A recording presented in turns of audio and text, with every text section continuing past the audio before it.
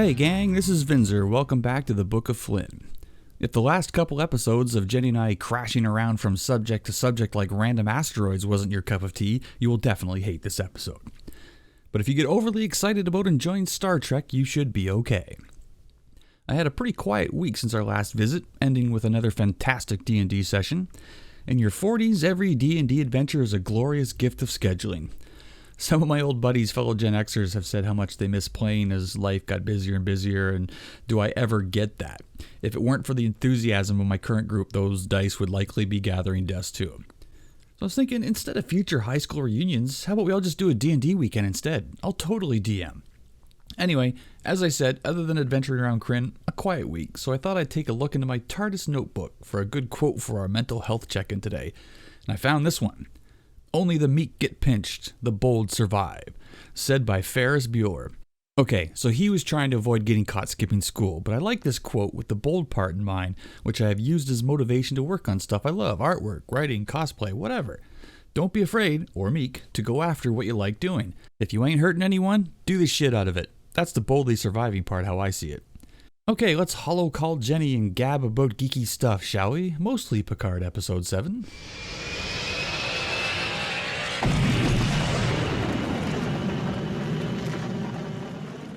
Hi. I just had my very nutritious dinner of cereal. Hey, nothing wrong with cereal for dinner. I do it all the time. And it's muesli too, wasn't it? It was like nuts and shit in it, you know? I was just tumbling down I was browsing Instagram and I have a lot of 80s nostalgia shit on there, so I've been tumbling down another nostalgia rabbit hole. Awesome. Which happens quite frequently with me. I actually saw one just while I was eating there, the Colgate toothpaste, like the star shaped. We got that once, I think. Once. I'm sure we didn't because my parents had a thing against like colored toothpaste. It had like the best because it had like a cartoon ad for it. Like, you got sparkles in your toothpaste, a new starry shape. Starry, the name is Colgate Jr. Yeah. I see that. I'll save it to my nostalgia archive. I'm saving them up because I want, like I said, I want to gather a bunch of Gen Xers from, like, Joni's closer to, by your own admission, to the boomer spectrum of the Gen Xer, whereas like you and Courtney are a little bit, well, actually you're more the middle. Courtney's more towards the millennial side, but then there's like you, me, and Maggie right smack in the middle, real Gen X. So I want to get us all together sometime. We'll have some drinks and some weed, and then we'll look at everything and just flip out and be like, oh my God, I had those plates, or I had that toy I forgot about. It's a trip. I always find something that blows my mind. It's like, I remember what that smelled like. Yeah. You know? Like the pictures of the Play-Doh cans or something, you're like, oh. Yeah, exactly. I was also seeing pictures, random behind-the-scene pictures from Picard of like the Borg Queen and Alison Pill and Jonathan Frakes just fucking wearing a Star Trek shirt and just looking so happy.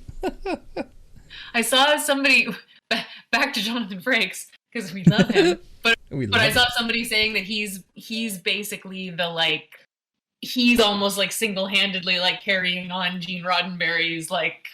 Oh, he's doing the work, eh? He's leading the way, you know? That's great. Yeah, which is nice, yeah, because it's just because everybody loves him and like he's so into it, and that's cool. We need guys like him to keep shit like Star Trek going. Yeah, that's great. Yeah. We love Jonathan Frakes. Yeah, we do. We've always loved him. I remember we were dreamcasting our D&D group. I wanted him to be Flinn because he was tall and handsome and had a beard, and I thought he looked good in the armor. I still stand by that, actually. Totally. Who would you cast now? Oh, geez, I haven't even thought about it. Shit. That's a great question. I'll have to think about that. Yeah, I haven't done a fan cast even in my head in a while. I'll have to think about that. Yeah, because they used to do that. Remember Wizard Magazine? They used to do dreamcasts of movies that we didn't get comic movies yet in the mid-90s, but we were dreaming about it all the time. And I think that's where the Michael Bayan Hicks from Aliens came up, as they cast him as Cyclops. That's right. An imaginary X-Men movie, and I was like, yep. And still, after all this time, like anytime I see him, I'm like, oh God. Yeah, I know, right? After all this time, I had so much fun yesterday. Me too. That was like, Yeah. I think, and everybody did, clearly. Yeah. And I mean, they get home, they're ready to go again, and so am I. Honestly, Me too. I've been DMing for so long, but it's not work to me. Like, it's just, I'm having as much fun as you guys. So it's not. Christ is like, oh, I can run a session if you need a break, and I'm like, I don't like that. I would play that, but I don't need a break. I'm good. Yeah, I probably had like 3 more hours in me. Quite honestly, yesterday I was just like, Yeah, we quit just before the sort of the. Spoiler alert, final battle, and then no more story stuff's gonna happen. I can't say anything yet. But yeah, I had a ball. It's fun doing the weird stuff with people, like Brother Willett, Elkier's character. He's got this weird vision where he can see things he shouldn't, like, invisible devils and stuff. And Artemis's mage Onwin's trying to figure out what the fuck's going on with their magic, because we burned down half a fucking... 24 goblins, I think it was. We wiped the floor with them. Very overkill. Like calling lightning and crazy magic missiles that flared out and got huge. Yep. And poor Blackwatch, like, never gonna hit it. The just a fighter guy. I know that feeling too, right? Like I know that feeling where you're just like, oh, the magic users are killing everybody. That's true. That's right. You were the original fighter of the group. Yeah. That's true. The straight up fighter. I love being straight up fighter though. It's so much you can do with it. And we were leaving. Raptor was there. He had to put the fighter's handbook open with all the nitty gritty stuff in it. He's just pouring it over. And so good. I'm waiting to see what he wants to do next. But he had some good hits. He had some. Oh, he did. He's a hitter. Oh yeah. He did fine. Yeah. I like he's got the return to sender sword, so he's literally out in the fields at Steelhaven just fucking throwing it. I mean, that's what you do though, right? If you had a magic item, you'd be like, what? Oh my God, you'd be out fucking around with it, for sure. Mm-hmm. Oh, speaking of 80s nostalgia stuff, did you catch the Thor trailer today? The teaser trailer? Yes. Oh my God. I did. My 80s kid is so happy right now. I know. It looks funny. So it's a Taika Waititi thing again, right? So it's going to be fantastic. Like, that's I love that Thor. I mean, they all have like comedy and stuff. They all do. But that particular like vibe, I just really. The movie makers say that the characters all evolve over time, but like the way Thor was kind of in Ragnarok is because he was hanging around humans, and in particular Tony Stark, just the goofy, sarcastic way of talking and stuff. So that makes sense though. Like you pick that shit up from your friends, right? So yeah. I like. And that then I mean, in this one he's been hanging out with Peter. Oh yeah. Star-Lord. Yeah. Which is like another level of that.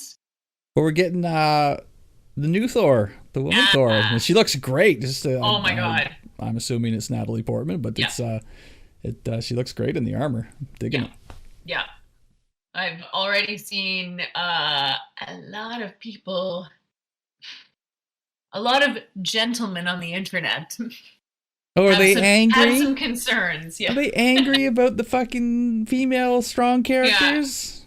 Yeah. People are like, Thor was a woman for like 5 years in the comics, you idiots. Yeah. Like, this is, they're like, Disney's making everything terrible. Oh, so fragile. When I was doing my little Instagram roam around, I was like the Picard stuff, and I made the mistake of glancing at the comics, and it was Agnes in the red dress looking fucking drop dead awesome, and everyone's like, oh, she looks so great. And then there's always one guy, worst character in Star Trek ever. Well, thanks for stopping by, Neckbeard. Go fuck yourself. Like, fuck off. Ugh. No, they've ruined it. They've ruined it. We joke about the haters a lot, but I can't imagine going through life that angry all the time. Like you're not even angry about anything good that you can fight to change, It's like, Meanwhile, everyone like associated with Star Trek and, are all just like, we're a happy family. Everything is great, We're in Candyland and they're in their basement sweating, cursing. Fuck them. I'm kind of at the end of my watch list right now. Like, I'm actually looking for something new to watch right now. Yeah. Because I went through all my list. A lot of stuff got crossed off. Like I wasn't enjoying it. Like certain ones, like nothing really, no geeky stuff or anything. Yeah. But for instance, I tried watching the new Halo show based on the video game with Master Chief, right? Oh, right. And it started off, it's so cool. I can't speak to the lore like our chief, who was literally a retired Canadian Navy chief. Yeah. He and Raptor know the lore of Halo really well. I don't. I only know the basics, so I can't speak to what the show's lore was like. But it looked incredible. Like Master Chief goes running out and he's fucking kicking ass and stuff. But he takes his helmet off in the first episode, and I was like, "Well, that's it. That's it for me." And I'm sure I'll probably go back and give it a chance. But in the moment, I was like, "All right, the magic has already been compromised for me." Yeah. I'm being a fickle fan there, I know, but I'm not saying anything negative about it. But it's just, for me, it's the exact same thing when in G.I. Joe comics, when they go too much into Snake Eyes' origin. I'm like, just tell us a bit, leave it alone. Like, keep the magic there, you know? Yep, totally. But I've also started watching Moon Knight with Oscar Isaac on Disney Plus. It's very different for a Marvel thing, but it is good. Like, he is fantastic in it because he's playing multiple personalities. But it's a really cool show. It's an original. I mean, it's like a moon god avatar type thing, right? So it's not Iron Man or Captain America. It's weird, but Moon Knight is such a Marvel. I mean, he's been around for a long time now, so it's cool. It's only 3 episodes in, but Oscar Isaac's really good in it. Cool. Because I don't know. I missed him somewhere. Like, I don't know me too. him at all. Yeah. So that's cool. That's awesome. I've only ever known him through other Marvel comics, like if, they talk about him or he's there for a second, but I've never really read a Moon Knight comic. I think there's definitely something to be said for just not finishing things if you don't like them or if they're just not doing it for you, I've learned that the hard way. Yeah, right? Like, if you're not enjoying it, just move on. Yeah. And don't go on Instagram and go, the worst thing ever. Exactly. Just get on with my day. Do something nice. Exactly. I'm not going to be like, oh, I don't like this. I don't want to waste any more time watching it, but I'm going to go spend 3 hours yelling about it. I'm going to go on Reddit and share my hatred. I'm trying to do the same thing and kind of like make a list of what I haven't, like, see what I need to catch up on. I haven't watched Book of Boba Fett yet. Oh, it's great. That's another thing the haters got pissed off about, but it is a fucking great story. Yeah. I really like it. And it ties a lot of the Mandoverse together. It's like awesome. the showrunners, I have real faith in them because things really interconnect. And I mean, the Ahsoka show is still coming, so it's a great time period for Star Wars. It's great. Highly recommended. Yeah, that's awesome. Completely biased, I know, but shall we get to work? Yes. All right, yes. I know where we have to start. What, are you going to say the same thing I'm thinking? I don't know. Who's going to say it? I don't know if we're on the same page. I don't know if it... Gaius fucking Baltar? Yeah, okay. I couldn't believe it. Although at first I did think, and I'm sure I can be forgiven for this, is I saw the uniform and I saw the scruffy chin and the dark hair and I was like, Julian? Yeah. Like, wow, what the hell? But yeah, I was not expecting fucking James Callis to be in this. It is cool though, because he's great. As the analyst at first, but later as we find out who he really is, which that's Star Trek canon now. He's fucking Picard's dad, which is wild. Yeah. Like, yeah. Yeah. I was out of left field. And but perfect, I think. Like, the casting was just, that they'd pull in someone recognizable like that. Well, the first thing I thought of after I got over the delight and shock of who it was, well, from Battlestar, if you are going to cast somebody who is the king of internal monologue and talking to your inner self, who better than Gaius Baltar? I mean, come on. Absolutely. The guy's always freaking out on the Air Force One or the Colonial One. No, stop that! I gotta rewatch that series. It's so fucking good. Me too. I did a couple years ago now, and it's so good. Yeah. Yeah, that was very cool. And I liked how just the back and forth with him and Picard was just so, like... There was some acting going on in those scenes. Right? So this conversation was happening in more or less like sort of like his ready room from the E, kind of. Yeah, it had a Star Wars look to me. It looked like an Imperial officer's room or something. It was very. I guess it was because it was dark. We talked about that before. How Star Trek dark lighting in movies. Yeah, exactly. And I know there was all this discussion about like the era of the uniform he was wearing, because it was like Deep Space Nine-y, but it was like First Contact-y also, kind of like, so it was sort of. But I feel like that, I don't know, was like it didn't need to be like an exact, it's in his brain, you know? Yeah, and I actually heard a great theory. Some guy on Reddit said it after the incident with the Borg, when he got taken out of the collective and all that trauma. He referenced the destruction of the Enterprise D. There would be mandatory psych evaluations for both those things, and probably a lot more. So Picard probably spent a lot of time sitting in a room with a guy in a uniform that looked like from that era, right? And again, that's one of those things we didn't get to see, but makes perfect sense. Like you blew up the flagship of the Enterprise. Well, we're going to have to sit down and talk about that. And you were assimilated by the Borg. Yeah, you're going to therapy. like. Yeah. Oh, that's a good point. Definitely, I like that a lot. I was Rando on Reddit that made that point, but I thought that was an excellent point. Yeah. Helen, first off, just puts a little thingy on, and it's an ear. It was so on the nose, on the ear.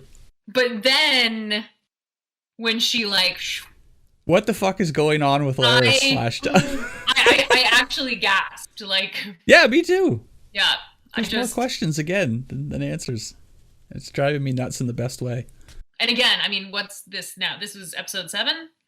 Yes. Yes. Entitled Monsters. So, yeah, like, damn. That's a lot. I mean, just in the, like, Picard section, there's a lot. There's a lot. I wrote down a quote by the analyst, actually. He says, "You are a captain," not admiral, mind you. "You are a captain." Yes. Ethical, diplomatic, cultured, an affinity for the arts, intellectual thought, and yet perpetually untethered in the ways of the heart. Well, he really got his number, didn't he? Yeah, that was excellent. And again, coming back to Picard's, like, it's not just, we're not just talking about his past. Like, there's more to it. There's more to it! Yeah. So, yeah, Picard's father, maybe not the monster we were led to believe. And as I saw in the subtitle, I don't know if I caught the name before, but in subtitles, it's Yvette Picard. Yes. Was his mother's name. Yeah. And, so obviously a tortured soul, probably very serious mental issues of her own. And it paints the father Picard as someone who's just trying to fucking help his family. And doesn't really know how. And Yeah, absolutely. So that was... Yeah, what do you say? Like, perhaps I never really knew you. Like, yeah, it was heavy stuff. Yeah, but again, so good to, I don't know, like, see it.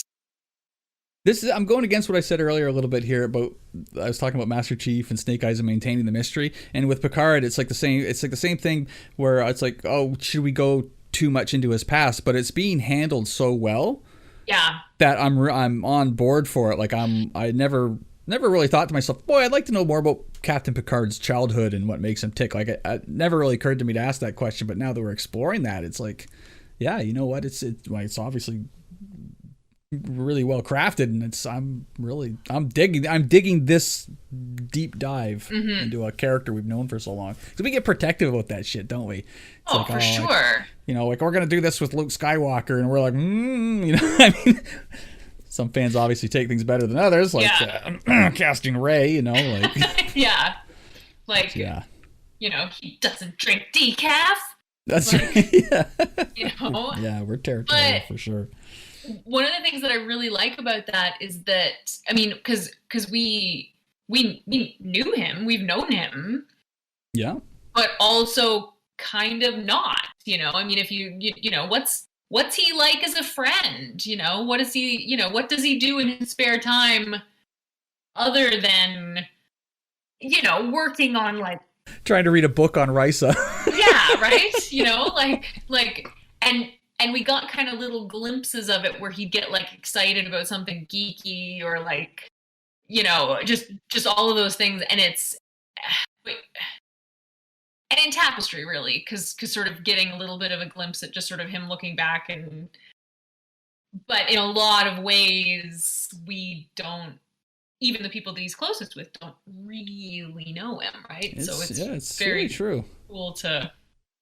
Do you think like the Inner Light episode where, you know, Picard lives that whole life? Do you think like in some part of his mind he had that life? He had, you know, a taste of happiness and family.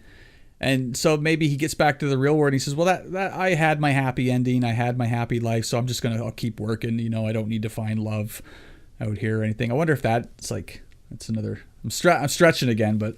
No. I agree. I totally agree. And I feel like as someone who is not me, but him, yeah, is very like closed off like that. What a great excuse to remain closed off, you know? Be like, oh, I had this wonderful thing, and now I can just concentrate on my career, and I have all these memories, and seriously, yeah, you know. So there are basically 5 different story pieces to this episode. Like, yep, we're jumping around already, so let's just keep jumping around. What else you got? Okay, so Seven and Raffi. Again, not a huge amount of time with them, but very much enjoy their back and forth. You know, I think there might have been something going on with them in the past. Jenny's cracking up. Well, they definitely confirmed that, in case anyone was wondering. Yeah. It is a little bit ambiguous about where they stand right now. Yes. I think. Yeah, which is sort of interesting. I like Raffi's line, if Girardi and Rio start up again, I quit the gang. I love the way Raffi talks, man. So good. Oh, me too. But I liked, you know, they very quickly came to the realization of like what's going on with Girardi and like snapped into action. Yeah, they got it pretty figured out pretty quick, really. Mm-hmm. And I love Seven's perspective on it. Like when the ship was locked out, she's like, "Oh, it's this algorithm I remember from when I was in the collective." So she like knows their methods and shit.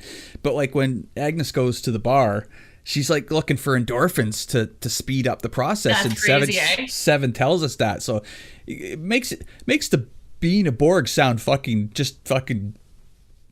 orgasmic all the time or something. Like they don't want to leave it, you know? Like it looks horrible to us, but it's like the Matrix, you know, like we see these horrible black metal monsters, but in their eye it's this golden beautiful place to be, you know, exactly, where you're connected to everything. So it's so weird. But I like Seven's perspective on what's going on. Like she knows the Borg, so yeah. And she said like the birth of a new queen. That's what a terrifying statement, eh? That's what's happening, though. I mean, we've been theorizing that for a while now, and that's definitely, I think, what's going on there. Woo!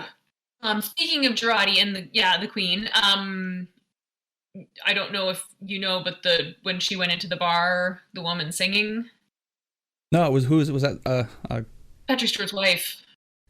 Oh, okay, yeah, I heard something about that. I didn't connect that. Okay, great, cool. Yeah, he posted just a little video of like they and their friends watching it, and he's like and she's filming it, so they're watching the episode, and then it swings over to him, and he's in his chair with his wine, and he's just like that's fantastic. So nice. If you're like sitting down for table reads and stuff for the season, I mean, as if Patrick Stewart's like, I want my wife in an episode, are you gonna say no to him? Right? Like, you got it, Sir Patrick. Yep. Exactly. Exactly. That's cool. Oh, I know. Okay. So, Rios goes from, I want to tell the truth without breaking the timeline, and then he's like, oh, I know, right? Yeet. It's like, fuck it. Oh, hang on 1 second. This will make you laugh. 1 second. No problem. Okay, I got my headphones off, so I can't hear you at the moment, but I just want to point out that I have the exact spaceman helmet that Teresa's kid does. This is just a spirit Halloween helmet, but I've used this to get high in. Yeah. Amazing. I was like, I got that helmet. What? Yeah. I was like, I'm not even want to be an astronaut for Halloween, but I need this helmet. That is fantastic. How about Rios drawing the Sirena on the wall? Right? He's just like, I'm not just going all in here. Oh, man. So, okay, so revised theory time. Is Rio staying or is Teresa coming with? Because now I'm not sure. I know. She knows. I was like, Teresa knows too much. Now she knows way too much now. Totally. But wait, so if this is a Q timeline that'll be effectively gone, what happens if they remove Teresa and the kid out of it and take them back? I mean, that's probably what's going to happen, because they're going to get to a point at the end of the season like this timeline's going to be undone. Rios will not be able to bear Teresa getting deleted, Yeah. And he's like, she's going to sneak her back to the future or some shit. Calling it right now. Yeah. So his line, she's like, "Are you from outer space?" And he says, "I'm from Chile. I only work in outer space." That's good. Kirk's line from Star Trek 4. Is it? Oh, yeah. I'm from Iowa. I only work in outer space. Right. Well, you've seen Voyage Home a million times. I think I've seen it maybe twice. So. Yes, I have. That's great. I love the parallels when they're handled right. Yeah, exactly. They can be great. Yeah, I wrote that quote down too because I thought that was very clever. So that's cool that there's a bigger connection to it. Yeah. But yeah, he just kept like doubling down. He's just like, all right, well, so there's this, and then I'm like, okay, I'm just gonna like transport this thing and just point it at his head. It'll be fine, And then like that bothered me that she figured it out immediately. I'd be like, where do you turn it on? I mean, what do I do? Yeah, exactly. Okay, well, I gotta suspend a little disbelief, I guess. Yeah. And then he's like, let's go to the ship. This will be great. No problem. Wait till the others find out. Rios has been getting away with a few things for a bit here as far as breaking these like Prime Directive style rules, and Seven and Raffi are going to be like, what the fuck, Rios? Yeah. But by then it's going to be, we got bigger Borg Queen problems to worry about. We can't worry about these two people. Like, they're making a very big mess. Yes. But will that mess matter if this Q line doesn't matter? I don't know. Because the thing is, I mean, this is a reality. Like, it's a reality, so it's just maybe not the like right one, but it's still like. That's why I'm like, is this a Robin Hood reality, right? Like, right. Those were like real people, I guess. I don't know. Like this whole thing could be a puppet show by Q. I don't know. And I do have at the end of every episode, I usually have some sort of overarching philosophical question to ask, and I'll pose it right now. It's is Q actually? And we'll get to the Elorian stuff in a minute, but is his purpose some sort of devil's advocate to make humanity become its best self? And the question I wrote is Q's final message to humanity going to be one of hope and connection despite impossible odds of things both external as well as internal? Ooh. Like, is Q putting on all this shit just to make humanity, overcome our inner demons, the exterior challenges to be the best human beings we can be? Like, is Q like the devil on our shoulder, but his intentions are for our own good? You know what I mean? Because if he just thought humanity was a savage race not worth saying, he could snap his fingers and wipe us out instantly, right? Yeah. Like, so Q's got we have still such annoyingly little information about the Q, right? And I hope we get some more. What the Q? Ugh. Like, well, and exactly, and again, in regardless what his purpose is in that respect, also is that born out of some kind of like philanthropic, like, yeah, but then also, is he okay, and what's going on with him, and maybe there is some sort of self-serving thing that's happening also.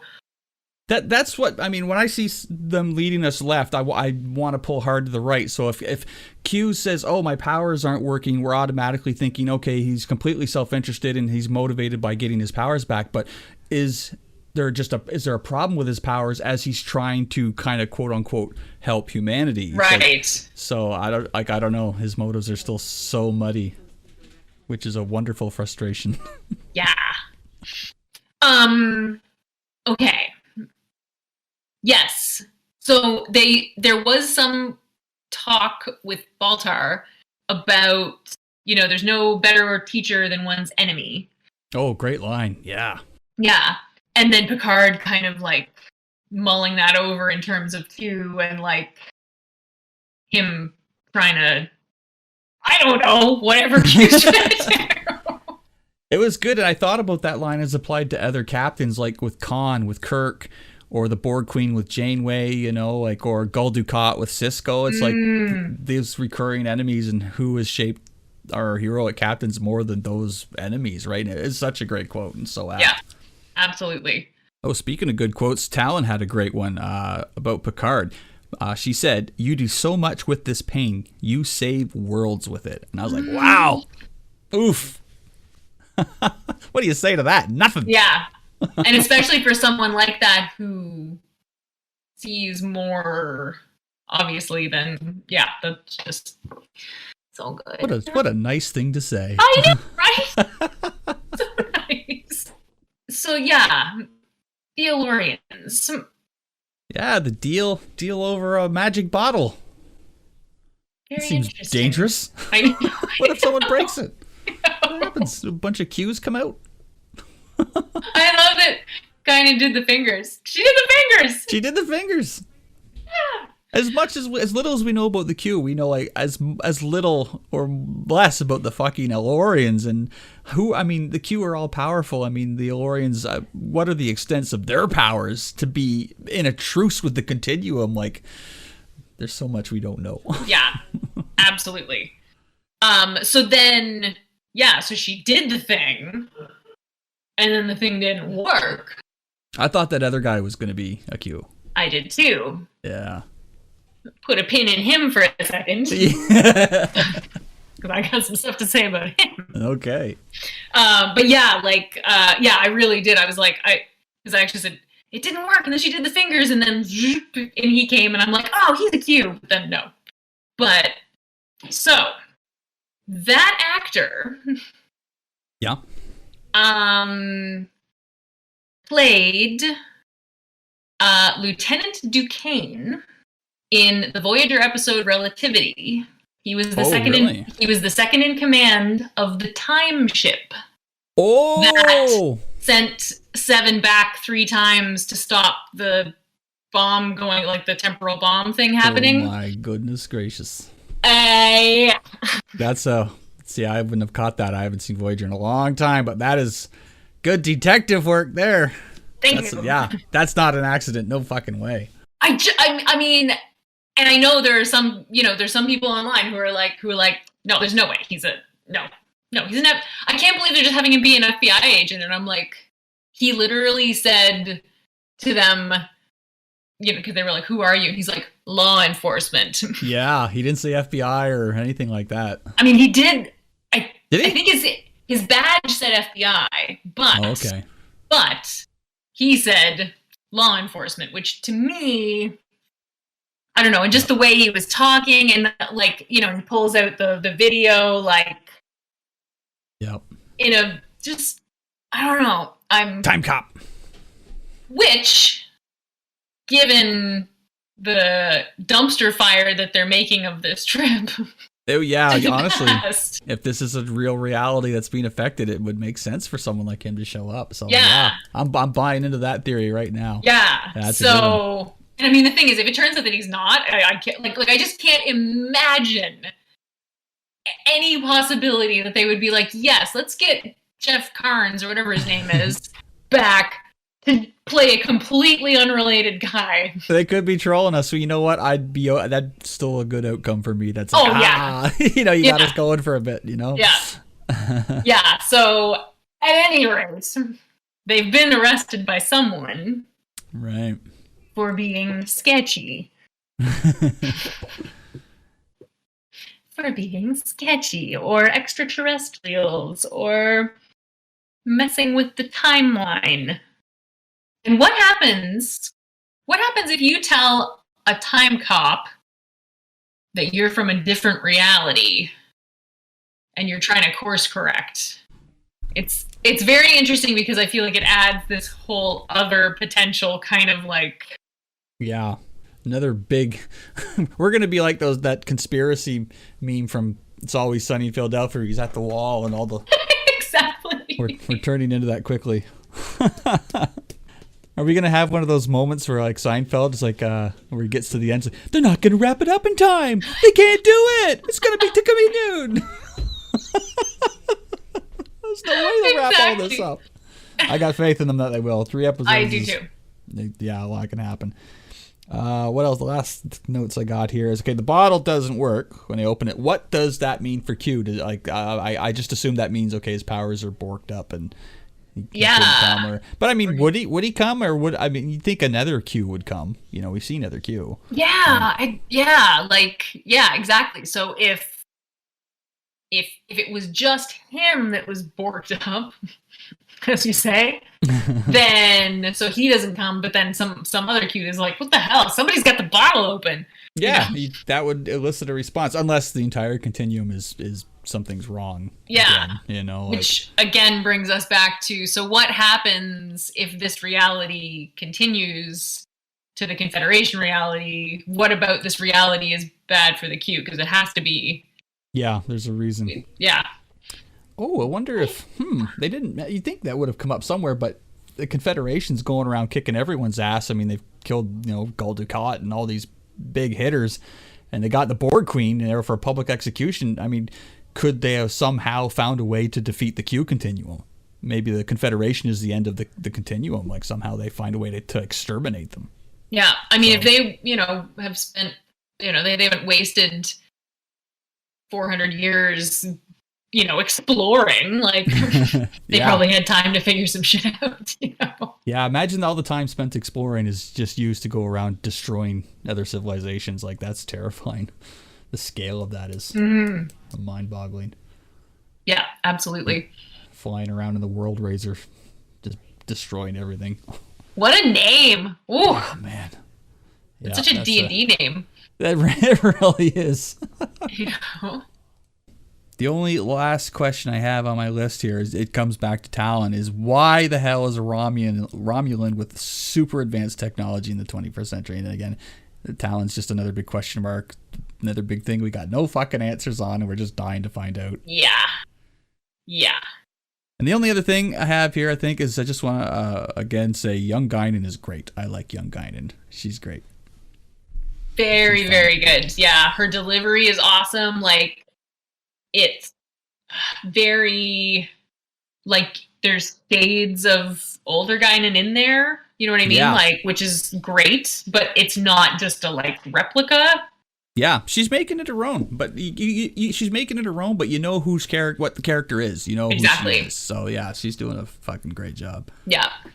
And I like how on their, like, the second meeting, like, obviously she's already forming a connection with Picard. You know, they're obviously meant to be great friends, so I can see that already, which I really dig. Yeah, she definitely wasn't like, oh, God, you again, like she was. Yeah, she helped. Yeah. Yeah, that's really cool. A lot less tooth pulling this time to get help.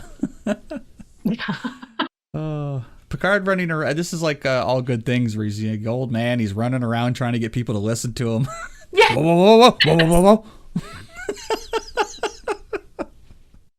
If this season wasn't as good, I would just be like, oh, okay, bring on season 3, but like, oh yeah, this is awesome. I mean, we're so impatient for season 3, but the season 2 ride is going strong. Like, I'm in a rush, but not that much of a rush. I saw, actually, after we talked about it last week, we were talking about how they're going to slide into a season 3 with the Next Generation cast. And people, obviously, that was the big question. All the people on Reddit were like, how are they going to do it? And specifically, the data thing. How is Brent Spiner going to get included in this? And at the time, I didn't have time to go down and read it, but I might go back and see what the fans are saying, like what their ideas are, and see if we can compare notes with the internet. The one thing that I did see, because the Okudas, Michael and Denise Okuda, were brought back to do like the practical effects stuff, like the LCARS displays and stuff, for the Stargazer. Right. but also then through the filming in season 3, and I mean, it was like radio silence, but once again, Terry Matalas, the showrunner, kept tweeting just very zoomed in pictures from the set. Yes. But once again, from like a Starfleet ship. Right. On season 3. What's gonna happen? That's gonna be a long wait. I know, it is. Oh god. It's gonna be a long enough wait for Mandalorian later this year, and I gotta wait for Oh. But the nice thing is there's always something cool to watch in the meantime. Exactly. And summer's coming. Summer is coming. Yes, it was beautiful out here today. It was great. Had the windows open. I did too a bit. That was like... For a while, then I pulled the blackout curtains over and turned the LEDs. I was like, that's enough of that. There was kids screaming outside. That's fair. My pukey neighbors. Did I tell you about the pukey neighbors? Pukey neighbors? I feel like, no. I've heard about Milnari's pissy neighbor, but I haven't heard about the pukey neighbor. So pisser neighbor, I guess. We've got 3, like not millennial, but like kids, right. Like 3 girls living upstairs that moved in last spring. Right. And we woke up, I think it was around July 1st weekend last year, because they started having parties. Right. And this is a very quiet building, like. Okay.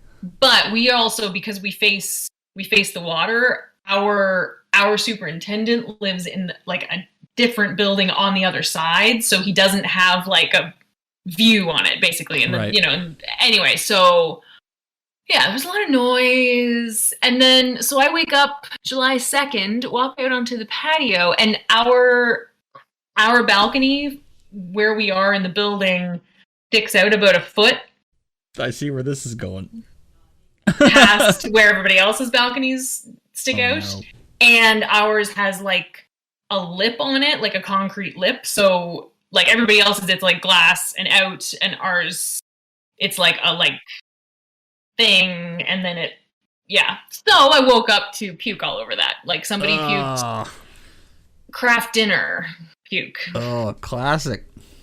And we do have a glass like railing on it too, so that was like splattered, like puking over the side of a balcony, man. That's fucking good thinking there, but Jesus Christ. Puking over the side of a balcony. So then, did you have to clean it up?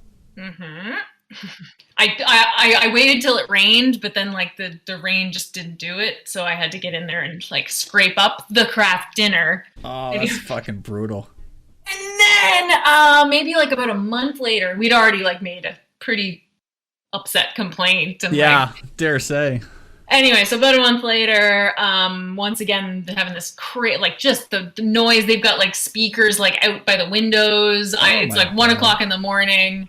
And I heard this big like bang outside. And I actually, and I'd been kind of like sticking my head out the door because they were in and out off the patio. I walk out onto the balcony once again, just in time to see. Oh no! Oh god!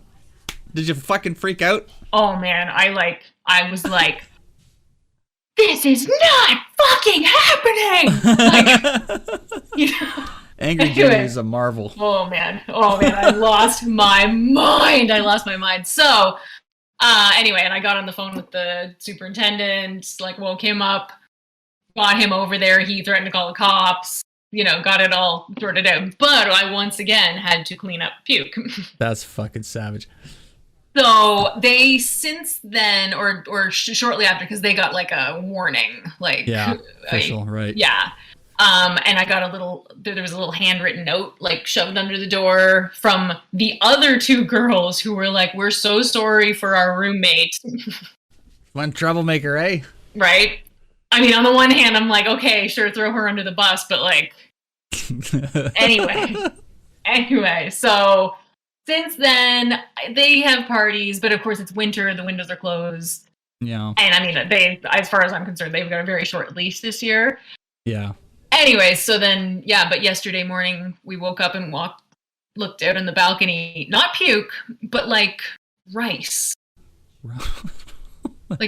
like 2 or 3 cups of dry rice just everywhere. And we're just like, what? That doesn't even make sense. No, it doesn't make any sense. I know. So I mean, I ended up having to like I wrote, I just, I took a picture, I sent an email to the superintendent, basically just saying like, we don't know that it came from upstairs. They did have a party, because they did have a party. Have a wedding reception the night before, right? So, I said, but given our history with them, we would very much appreciate them being given a strong reminder that anything that goes over the edge of their balcony lands on ours. You're going to find a person out there one day. It's just going to be like a drunk guy wondering where he is. Oh my God. Yeah. It's going to be a little too much like our youth, and you're not going to have it at all. Yeah. Usually at the end of a podcast episode, I try to think up a little story or something to tell. Well, you just did that. So Vince or Flynn signing off. Perfect.